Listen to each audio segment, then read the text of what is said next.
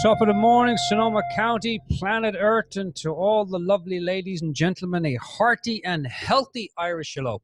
You're listening to the Celtic Coach Radio Show, where science, spirituality, and self-discovery, they all come together. Never the twain shall meet. No. Always the triple will meet. Science, spirituality, and self-discovery. All right, hang on a second. That's my timer to tell me to get my act together. Hello. If you've just joined us, well, welcome. We're going to be talking today about the Irishman's Guide to Living in a Crazy World. And if you're sitting at home on the lazy boy, not the crazy boy. In fact, I don't know why they call it a lazy boy. I mean, are they trying to tell us something? You'll be listening at 92.5 FM, F for Frank, M for Matilda. That's on the dial. If you're running around your spaceship or you're flying around the cosmos in a flying car, you can pick us up at 92.5 FM on the dial. Or you can go to our lovely website at cows.fm. All right. Boy, oh boy. I'm very happy to be here with you, ladies and gentlemen, today. We've got a great show, and this show today was inspired by everything that's going on in my life right now. I hope you have your tea. Tea is very important for the show. Okay. And I promise to all the listeners not to slurp, or you'll never hear me drinking my tea. The Irishman's Guide to Living in a Crazy World. Now, we're going to be talking about a few different aspects of this today. We're going to be talking about the difference between how to live. Like when you go online and you read books or you look at audios or you look at videos, there's a lot of people giving you great commandments, hundreds of commandments. Thou shalt do this and you'll have a great life. Thou shalt not do that and you'll have a great life. And there's principles and there's guidings and there's tools and there's ways of being and, information in directional information telling you how to live. Now, all of that stuff is fine. It's all great. It's all wonderful. Nothing against it. But today we're going to be talking about the difference between how to live versus how life works. There's a big difference. And how life works is a lot easier and more doable to live than trying to put in principles, habits, ideas, new ways of thinking into your life. So we're going to talk about that. We're also going to be talking about on the show today, reality is made up. You didn't hear? Newsflash. Yeah, reality is made up. Doesn't that feel good? Doesn't that bring harps to your mind? Reality is made up. Now, what does that mean? Well, most of us live our lives thinking that we are experiencing reality. But in fact, we are actually experiencing our thinking. Dermot, that's very deep. I have no idea what it means, but that is deeper than the Grand Canyon. We're going to talk about that, how our reality is really made up, and why it makes us so crazy when it's not going our way. We're also going to talk about where do good feelings really come from? Now, you and I, and probably 7 other billion people, we're running around the planet and we're constantly looking for a good feeling. Whether it's through exercising or taking courses or studying or food or sex or caffeine or meditating or sugar or money or, yoga, whatever it might be, we're constantly on the hunt, on the man hunt and the woman hunt for good feelings. Now, I'm going to share with you today where actually good feelings come from. You'll be surprised to know they don't come from watching tea or being healthy or doing yoga. All the things I do, by the way, everything I said I do, the studying, the food, the sex, the taking courses, the watching TV, the being healthy, the no pain, exercising, training, coaching, meditating, yoga, money, coffee, sugar. I do all those things. But I'm starting to see more and more in my life that I'm not doing those things to chase a feeling, just doing them because I enjoy them. And so we're going to talk about that. The difference between chasing a feeling and where the feeling actually comes from. We're also going to talk about crazy is what you bring to life. Now, the topic of our show today is The Irishman's Guide to Living in a Crazy World. And if you were to look out into the world right now, you would definitely say, as I did I was speaking to my mentor this morning, going on now, boy, that's nearly 20 years I've been talking to Michael. I call him every Friday. Actually, it is 20 years, 2002 to 20. Oh, no, 2 years. Okay. In 2 years, it'll be 20 years. And I was saying, God, Michael, the world is crazy. And he's like, yeah, how do you mean? I said, I live out here in California. And we are just above San Francisco. And so we have all these fires going on right now. And so I can't go outside. And we have got COVID-19 going on. I can't be inside. Can't open the windows. Got to keep the mask on. It's crazy. And as I was saying that, because of what I'm going to share with you today, what I've learned from my mentors over the years, Michael Neal, Steve Chandler, George Pransky, Catherine Casey, some of the top, they are the top coaches on the planet. And we're going to start to look at crazy is not what life is, but what we bring to it. Crazy is what we bring to life. In the same way that ease, difficulty, hardness, we bring those things to life. And I'm going to talk about how that is so today. So if you're intrigued, stay with me. And if you're thinking this is the greatest load of blarney I've ever heard before, I'll take that as a compliment. Stay with us, because I think you're going to find this episode today very, very helpful. One of the things now, our show is going on nearly 9 years. I've been doing this show every Friday. I just love it. It helps me make sense of my own world by telling you how your world works. Well, that doesn't seem like a good deal. It's a great deal, trust me. For an Irishman to get to talk on the radio every week, it's a wonderful deal. All right. Let's jump in. But before we jump in, why not have a drum roll? 2 drum rolls and maybe a little bit of harp music. Just because I can't keep my my hands off my new equipment. I just bought a brand new Rode Podcaster with the microphones and the $1,000 speakers and all that stuff, and it's wonderful. I love it. I'm looking at it here and salivating as I'm using it. Okay. When I first started in the world of, you can call it transformation, life coaching, self-development, self-improvement, all that kind of thing. I always thought that if I spend more and more time working on myself, even though all these years I've been working on myself, I haven't actually found the self.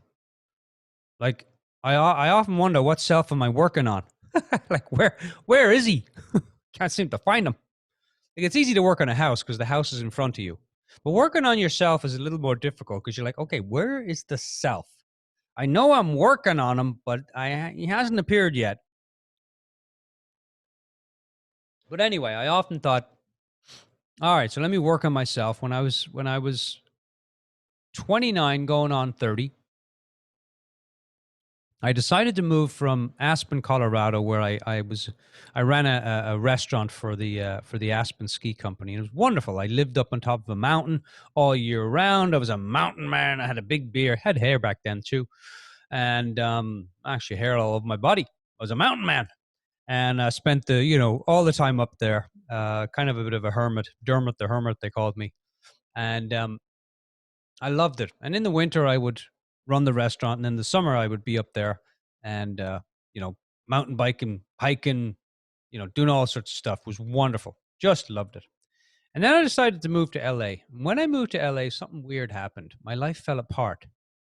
And I thought, okay, well, I got to get some help here. So I got into an Al-Anon program, which is it's like a 12-step program, not for alcoholics, but for children of alcoholics, because my old man was an alcoholic. And I didn't know there would be any impact of that on my life. Although I always kind of felt like there's something in my life that, well, it's kind of off. I'm constantly running around looking for approval from other people.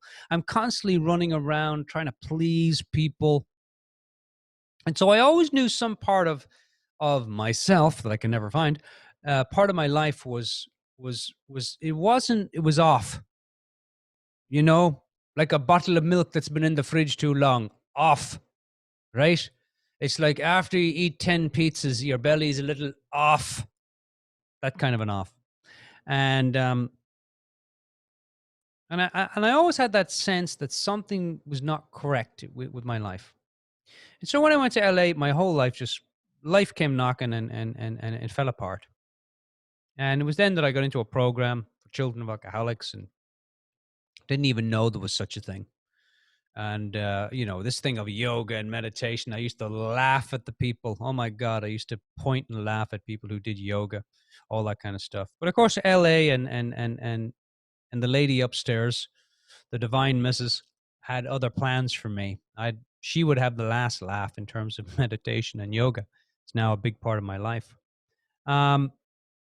So when we're talking about the difference between how to live versus how life works, it's a little bit like taking a glass of muddy water, and you put mud in the water and then you stir it up, you shake up the water.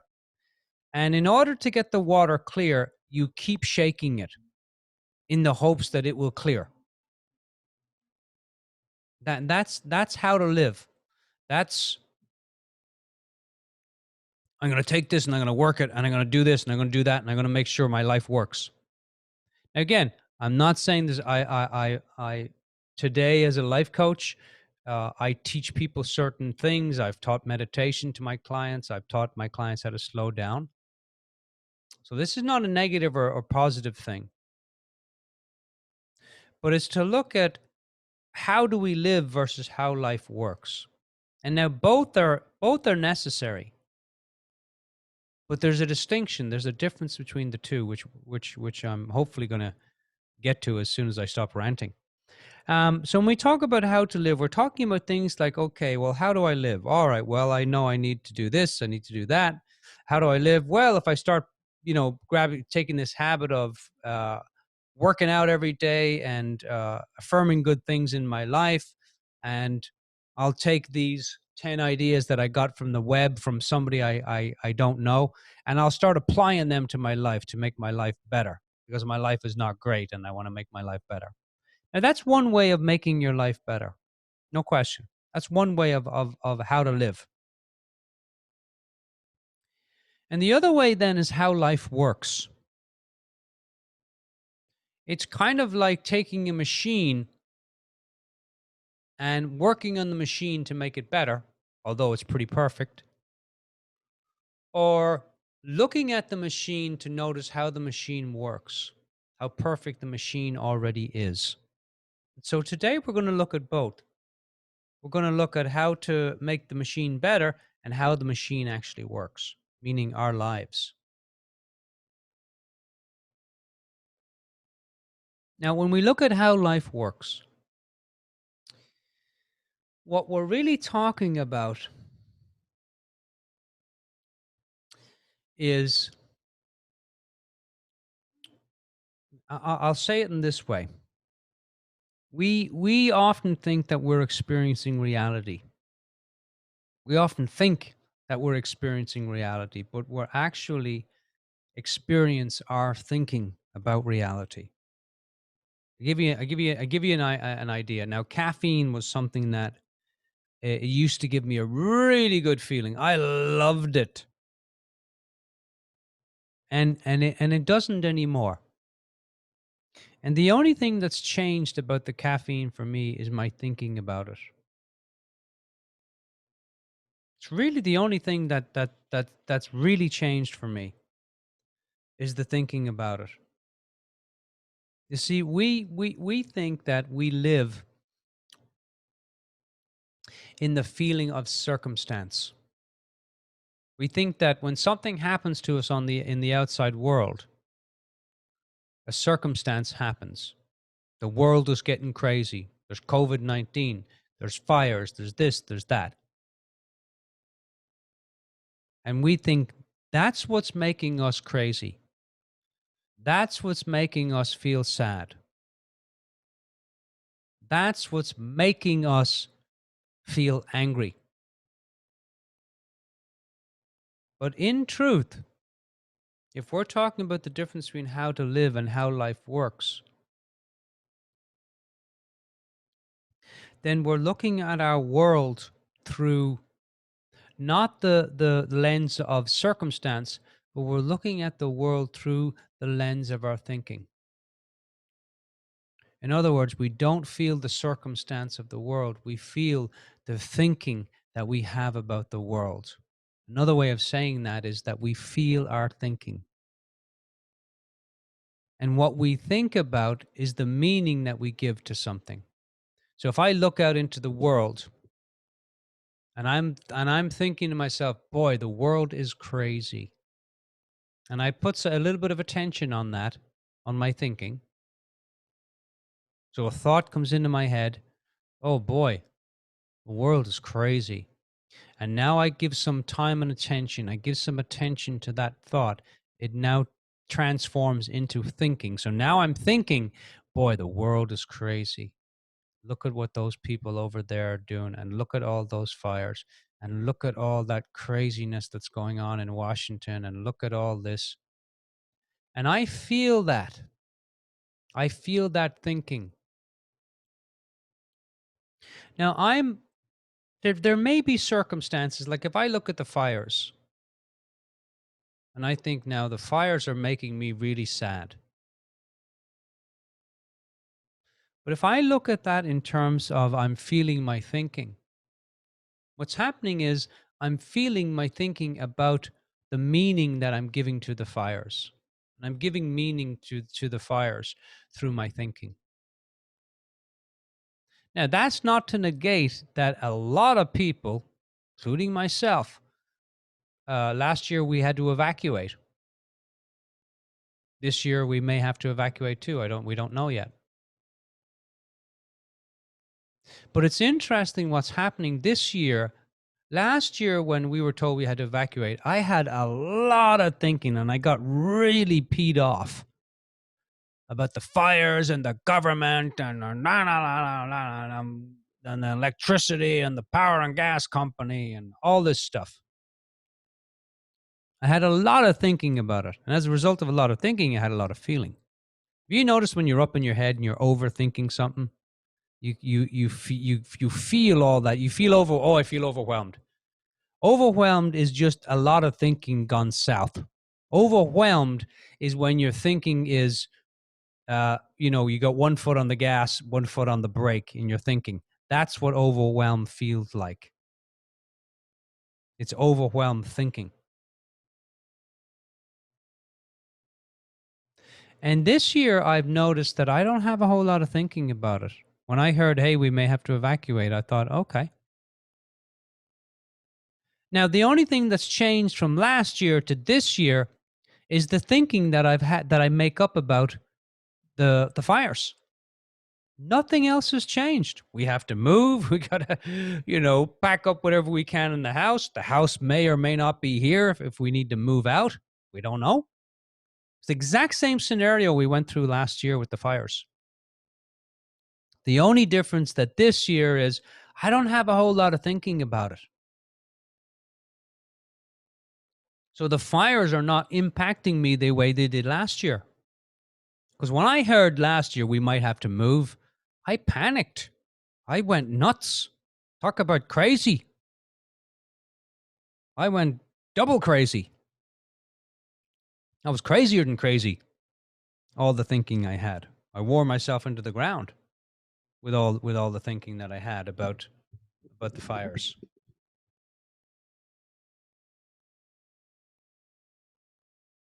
It's very interesting. What makes our experience real is the thinking that we feel about our experience. Now, again, that's not to negate the impact of the fires on people.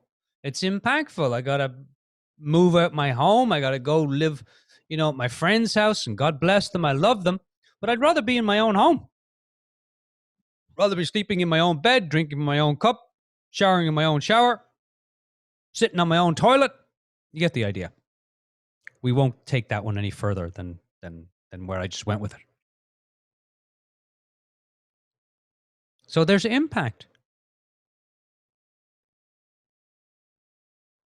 But what makes thoughts real is the time and attention that we give to them. Thought comes in, one of the things you can do with thought is you can start thinking about it. And I start thinking about the thought that just came in, and now I feel that in my heart, and now I give meaning to whatever the thinking I have about the fires or whatever it is. It is very, very powerful to notice that. It's very, very powerful to notice that. The difference between how to live, how to do stuff, how to make stuff happen, how to progress, how to get things going, how to move forward on life, how to put into place actions and plans and things to do, how to make life happen, and how life actually happens. People say all the time, "Oh, God, Dermot, life is happening to me again. Oh, my God, this happens and that happens." You know what they say, the four-letter word that I'm not going to say. That happens. The thing that goes on in the bathroom, that happens. But if you looked a little closer, you'd see that life is not happening to you, it's happening through you. Life happens through feeling your thinking. It's a powerful, powerful thing to start seeing in your life. Now, your homework on this before we move to the next thing is the homework is very simple. Start noticing all the thinking you have about whatever it is you say the issue is. Oh, my relationship's not where it is. Oh, we don't have any money. Oh, things are not going well at the job. Oh, he keeps saying that. She keeps doing that. I need to lose weight. I don't feel good about myself. Oh, I'm not a good person. Whatever it is. Notice the thinking that you have about it. Notice the feeling that comes from all the thinking you have about X, Y, and Z, whatever it is, outside circumstances.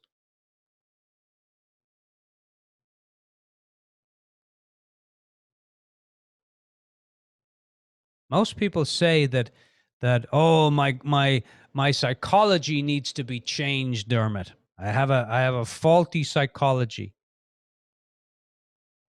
And our psychology is simply a catchphrase for the sum total of all our habitual thinking. We are not our psychology. There's more to us than just, well, I'm just made up of psychology, Dermot. I'm just a mass of psychological habits and beliefs and thoughts, and that's it. But we're not our psychology. We are the thinker, not the sum total of all our thoughts. And if it's true that I'm the thinker and not the thoughts that come in my head, then I don't have to overcome or fix my thoughts and feelings. And that's powerful. If I'm the thinker, if thoughts come in and then I start thinking about the thoughts, means then I'm the thinker, but I'm not the thoughts. How can you be? Think about it, or don't.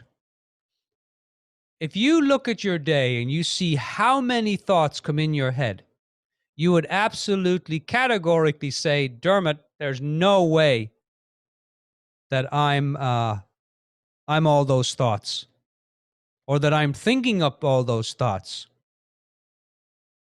But when a thought comes in, I do start thinking about it, and I have control over thinking as much as I want about it, or sometimes I don't have control over how little I think about it. And that's powerful to know, because when you see that, hey, I'm the thinker, not the thoughts, then you're not running around trying to fix your thoughts by eating this or smoking that or drinking that. You're trying to fix the thoughts in your head. Dermot, I'm the sum total of all my thoughts. That's my psychology. No, you're the sum total of all your habitual thinking.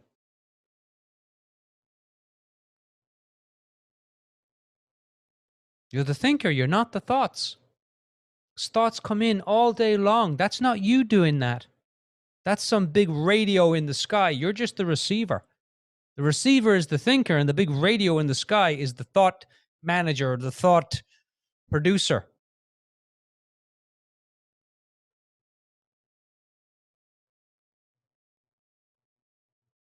Your world is not crazy. Your world is what you think it is. And have you noticed that when your thinking stops, there's a world behind all that thinking. There's a world beyond all that thinking. There's a creative factory behind all your thinking. Have you noticed when you're in the shower and you're not thinking, and suddenly you get an idea? You go, "Oh, wow." An idea comes to you. You didn't think it. It's just it's a thought that came in, because you're the thinker, not the thought. It's a thought. It's a new thought came in, and you're like, "Boy, that's the answer." Now, you didn't think up that thought. That thought came in from somewhere. But in that moment that we just allow our thinking to slow down, because we can't stop ourselves from thinking, right? It's virtually impossible. But we can notice when we're in overwhelm. We can notice when we got a lot of overwhelmed thinking. Because when you have a lot of overwhelmed thinking, you're going to feel overwhelmed. When you have a lot of lack thinking, you're going to feel lack. When you have a lot of I'm not worthy enough, blah, blah, blah, blah, blah thinking, you're going to feel I'm not worthy enough. And you're going to then take your thinking and make meaning about that feeling. Oh, it's true. Yeah. I feel like I'm not worthy enough. And that's why I can't create a business. That's why I can't get ahead in life. That's why I can't do that. This is why the world is crazy. The world isn't crazy. But we've a lot of crazy thinking about the world. Have you noticed? Just look out the door. There's a lot of people that got a lot of crazy thinking about the world. The world is neutral. The world spins, does its 24-hour thing. You know, the sun comes up, the sun goes down. World is neutral. Every experience, and this is tough. I know this is not easy. And I have empathy for everyone out there that thinks this is total nonsense. But the world is neutral. Every experience that you have is neutral until it passes through the filter of thought. And every experience that you have must first pass through the filter of thought, must pass through the filter of your thinking.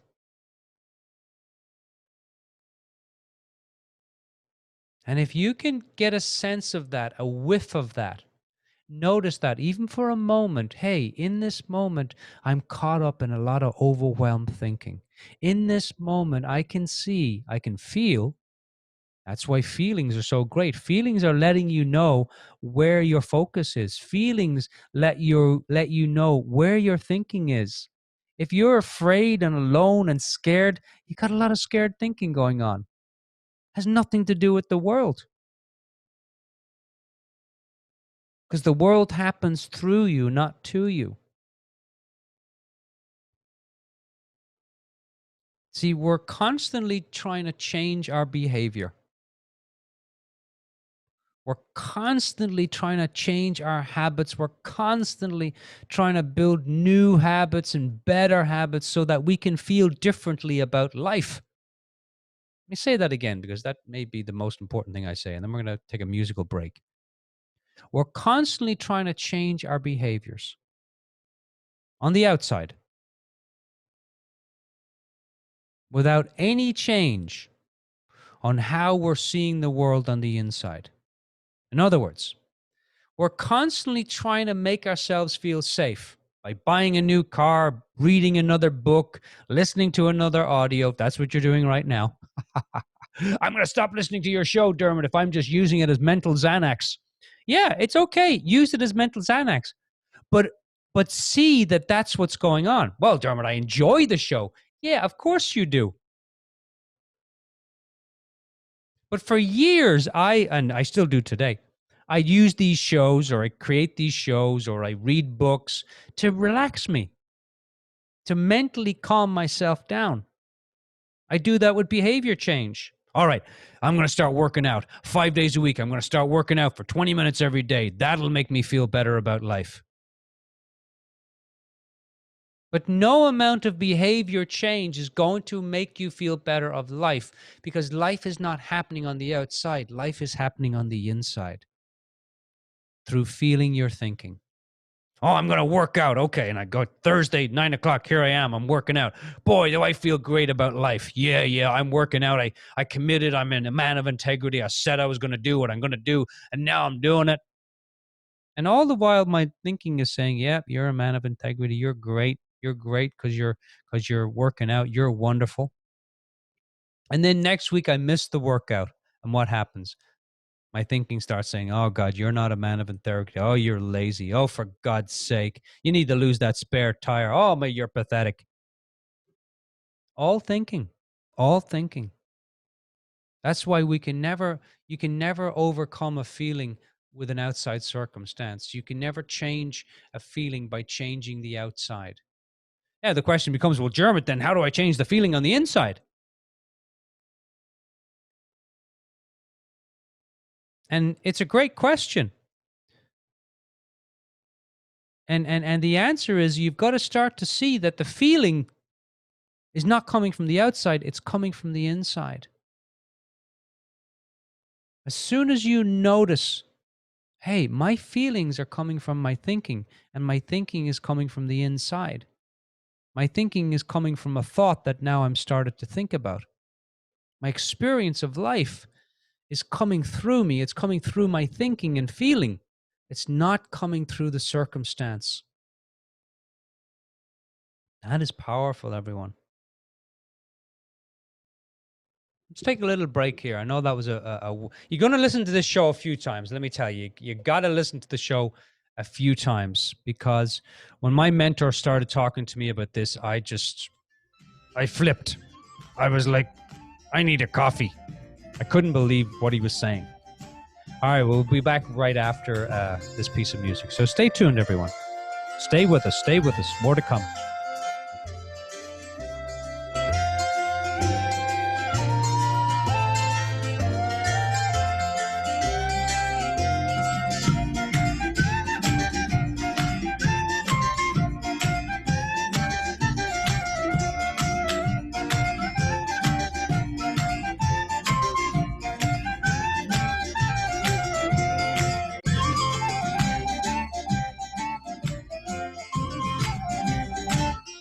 All right, welcome back, everyone. You're listening to the Celtic Coach Radio Show, where science, spirituality, and self-discovery meet. If you're listening on the radio, it's at 92.5 FM. And if you're listening from the website, it's thecelticcoach.com, CELTIC, thecelticcoach.com. If you want to hear more of these shows, you can just go to thecelticcoach.com, go to weekly radio show. And if you want to hear some of the best interviews on some of the just most enlightened people on the planet in terms of coaches and people, leaders out there, new thought leaders that are really on the cutting edge of thought and what's going on in terms of leadership of the world. Go to weekly interviews on my page, thecelticcoach.com. Listen to those; they're really wonderful. There's a lot to choose from. All right, we're talking today about the Irishman's Guide to Living in a Crazy World. Now, when we talk about a crazy world, we're really talking about our reality. And I've often heard it said by my mentors that the world is what you think it is. And that right there, we could stop there. The world is what you think it is.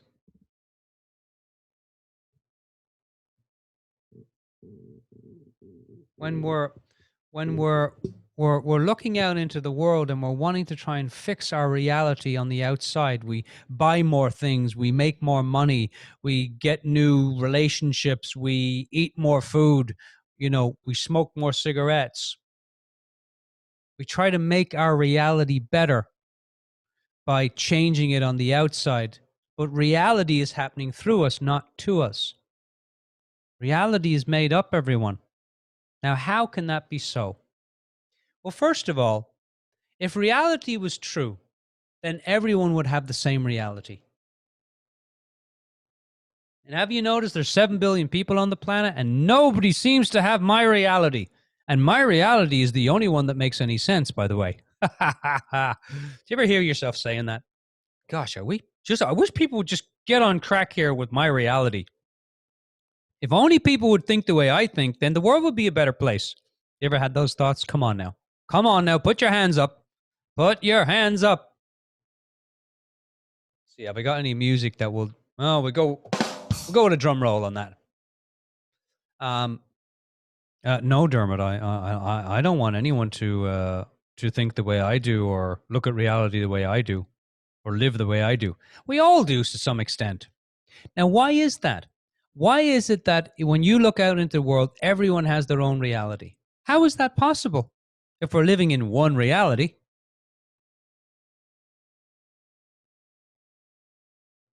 And the truth is that reality is made up. We think we're experiencing real reality, but we're actually experiencing our thinking about reality. And that's why reality is made up, because everyone has their own version of reality. Why? Because everyone has their own thinking about reality. I think that, life is great and life is wonderful. And, 20 years ago, I thought, life sucks. And, why me? And, I can't get ahead. And I'm always broke. And my life is really terrible. And why am I so depressed all the time? That was my reality. Now, again, I'm not negating your reality. I'm not negating how you feel about life. I'm simply saying that the feelings that you have are coming from your thinking. They're not coming from reality. They're not coming from life. Now, another way to say that is we all have our own versions of reality based on our thinking. Right? Everyone has their own reality based on the thinking that looks real to them.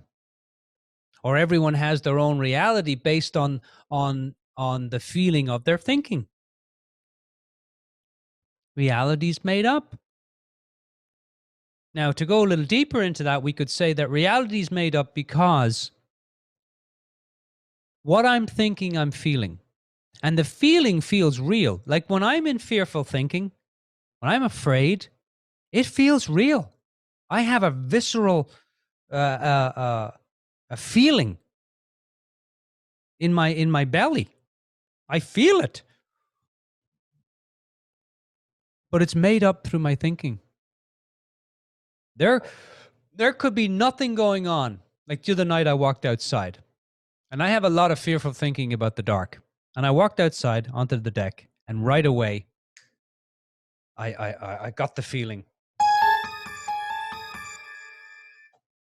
Had that in my belly. There's nothing going on. It's dark, yeah, but it's quiet. There's no boogeyman. There's no alien trying to zap me or probe me. There's nobody running. The invisible man is not trying to beat me up. The Sasquatch or the Bigfoot is not trying to grab me and wrestle me. There's nothing going on except a whole lot of fearful thinking. Everyone lives in their own reality. Everyone, you've heard it said, you make up your own reality, you know. Well, that's true in the sense that we feel our thinking. And if I'm thinking a different thought than you are, which everyone does, then I'm in a different reality. That's why two people can have the exact same experience. The exact same experience. You see it when kids grow up, two twins, right? Or a set of twins. Is two twins four? Two twins? Or a set of twins? All right, never mind. Doesn't matter. We'll talk about that later. But you see it where two kids grow up in the exact same environment. Same parents, same sisters, brothers, same teachers, same food they eat every day. They do the same things. And completely different realities. You can ask them, how was your childhood? Horrible. Jimmy, how was your childhood? Oh, it was the best childhood in the world. It's great. My dad was great. My mom was great. I'm just crazy. I've got my own reality going, you know. That's why I'm crazy and they're not. Oh, hang on a minute. Maybe they're crazy and I'm not. Whose reality is right? So we've all got reality going on.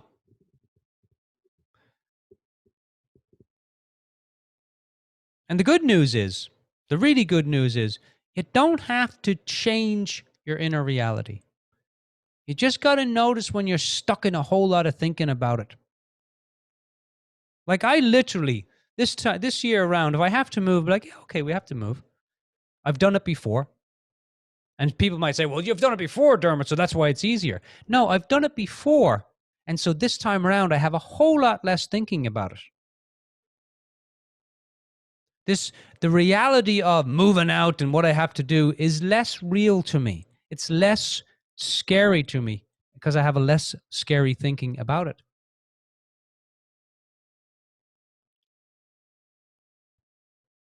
That's pretty cool. Now, when we talk about, I'm going to add this in because it's a perfect intro. When we talk about where do our good feelings really come from?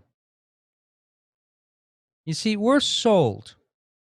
Marketing has not been kind to us, I have to say. Like TV marketing and all that stuff, it has not been kind to us at all. I mean, God bless the people that are there. They're making a buck. They're feeding their families. I honor and respect that. But in general, marketing has not been kind to us because we've been sold. I'm a very, very, very. I mean, I was sold it when I put my mouth on the boob. When I came out of the womb and I put my mouth on the boob, that was it. I was sold. I thought, whoa, this reality is amazing. This boob is really making me happy right now. Oh my God, I'm so happy. And I associated good feelings not only to breasts, although there's nothing wrong with that, but to everything on the outside world. And as we grow up in this environment, in this oversaturated, marketed environment, we're told that if you buy this, if you get this, if you drink this, if you have this, if you know this, if you are to be this, if you do that, you'll be happy. You'll have these feelings. If you do this, if you do that, you'll have this feeling. So we equate doing to feelings. We equate buying to feelings. We equate having to feelings. Doing, being, having, creating, experiencing, all to feelings. But it's all outside circumstances. If you buy this, if you do this, if you go on that holiday, if you come to this particular place, you buy that food, you smoke that cigarette. And it's been sold to us on such a scale that we 1000% believe it. We believe that our good feelings really do come from outside circumstances. We believe that our good feelings really do come from people, places, and things. And the truth is that our good feelings come from good thinking about whatever that outside circumstance is. Now, I don't know how much of my thinking nature was up and running when I was a baby, but I put my mouth in that boob and I was like, oh my God, this is wonderful. I want more of this. This is what's going to make me happy. And in that moment, I created, I summated to myself that, hey, this feeling is coming from something on the outside. And we grow up thinking that. We attribute our good feelings to the outside world. And that's where we go to get more good feelings. Have you noticed? Oh, if for me, it's money. Oh, if I have more money, I'd feel better about myself. And then you get the more money and you don't feel any better about yourself. Or if I had that bigger house, boy, would I feel better about myself. And you get the bigger house. And for a week or two, you feel better about yourself, and for a month or so. And then you have to start cleaning that. And then you're like, oh, God, I got to clean all these rooms. Oh, maybe this big house wasn't such a great idea. Maybe I didn't think this through. Maybe I was caught in the thought storm. Maybe I didn't have good thinking about this. Oh, maybe I didn't think this through properly. We even tell ourselves the truth, but then we believe it to be something else. I don't know where my thinking was on that day. Yeah, that's correct. You really don't know where your thinking was on that day when you made this decision. Horrible time to make decisions is when you're not feeling good. In the same way, it's, when you go to the supermarket and you go there hungry, you're going to buy a lot of stuff and you're going to be eating it. Now, I want to get the chips and get the donuts. Not a good time to make decisions when you're tired. Not a good time when you got a lot of crazy thinking going on. Not a good time to hit send. Good time to pause. Good time to take a step back.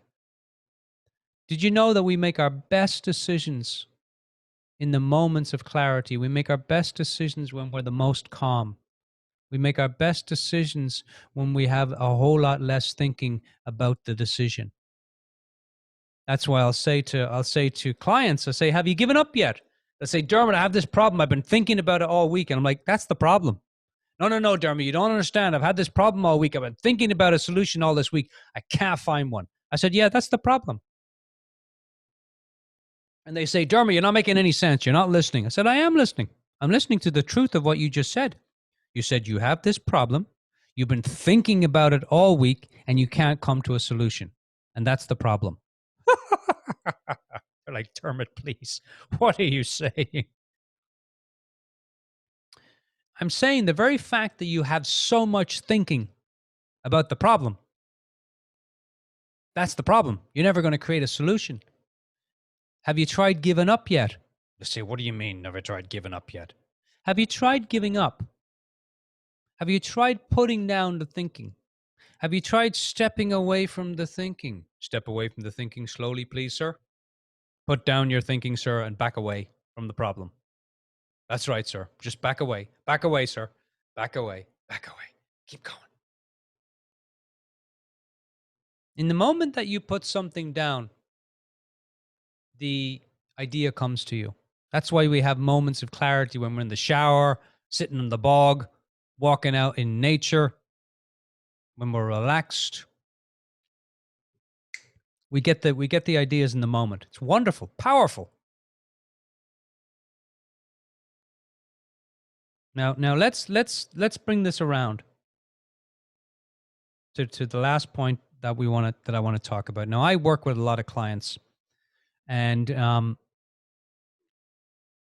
they'll often say to me, my wife is crazy, my husband is crazy, my staff are crazy, the CEO is crazy, the manager is crazy. Everyone I work with, Dermot, is crazy except me. And I say, really? Yeah. I'm the only sane one there. The rest of them are crazy as a 5-legged donkey. And I say, okay. We'll have a talk, ask them a few questions around it. And invariably, at some point in the conversation, I'll say, look, when do you see people as crazy? And they said, oh, when I get to work and I start to get flustered, Dermot, and they start to make me crazy. I say, oh, really? Tell me about that.